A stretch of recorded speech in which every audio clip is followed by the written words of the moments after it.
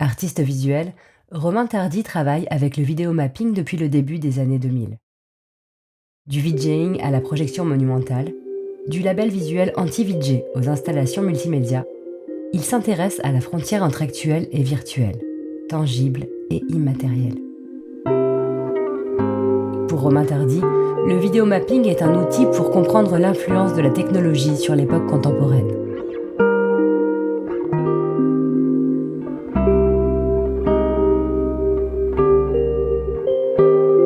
Alors mes premiers pas dans le mapping et la première utilisation que j'ai pu faire de ce médium, ça remonte à la fin de mes études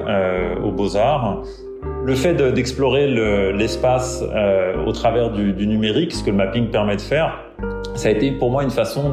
d'essayer de comprendre un petit peu plus ce qui se jouait dans le monde à ce moment-là, c'est-à-dire la présence de plus en plus forte du numérique dans nos vies. Et le fait aussi de l'associer finalement à des choses qui faisaient partie de mon quotidien, c'est-à-dire le fait d'aller dans des soirées avec le VJing, etc.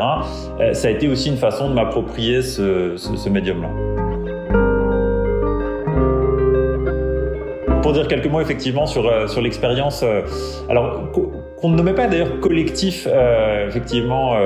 anti-VJ à l'époque, on essayait de trouver une forme en fait qui puisse justement à la fois avoir les avantages de l'indépendance, mais tout en ayant la force effectivement du collectif en mutualisant certaines ressources. Et donc c'est pour ça que cette idée de label visuel tel qu'on l'avait nommé à l'époque était apparue, puisqu'on se considérait tous comme des artistes indépendants qui mettions en commun certaines ressources, dont notamment le management en fait du groupe.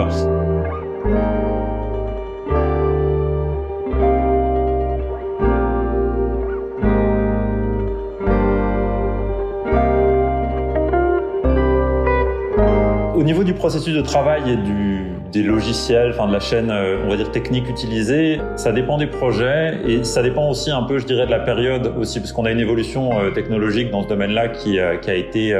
assez rapide aussi, à l'image même de la scène, je dirais, du mapping. Au début, c'est parti de pratiques extrêmement artisanales où c'était plutôt du détournement de logiciels grand public comme Illustrator pour venir dessiner des gabarits à même les bâtiments. Aussi passé par une phase que je continue d'ailleurs à travailler aujourd'hui, mais qui est du développement de logiciels sur mesure, mais qui concerne pas tellement les possibilités de mapping en lui-même, plutôt que le type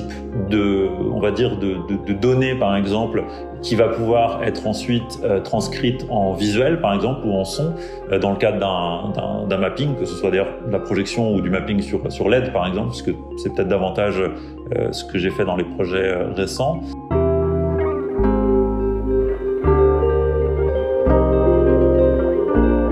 Au niveau de l'évolution, on va dire, conceptuelle de mon travail et le lien avec des questions de société ou des questions politiques, c'est vraiment en fait la pratique du numérique elle-même, je pense, qui m'a amené à ces questions-là. Parce que même mon attirance pour le numérique, je pense qu'elle réside moins dans la fascination technologique pour la nouveauté que par en fait la nécessité de maîtriser ou de comprendre un minimum ces outils-là pour comprendre le monde d'aujourd'hui et le monde qui vient d'une certaine manière, puisque effectivement la numérisation du monde a des conséquences à tous les niveaux, au niveau sociologique, au niveau politique. Je pense que c'est important, aussi de voir cette incursion du numérique dans nos vies comme une possibilité aussi d'inventer des nouvelles histoires, d'y voir aussi ce que la technologie peut avoir de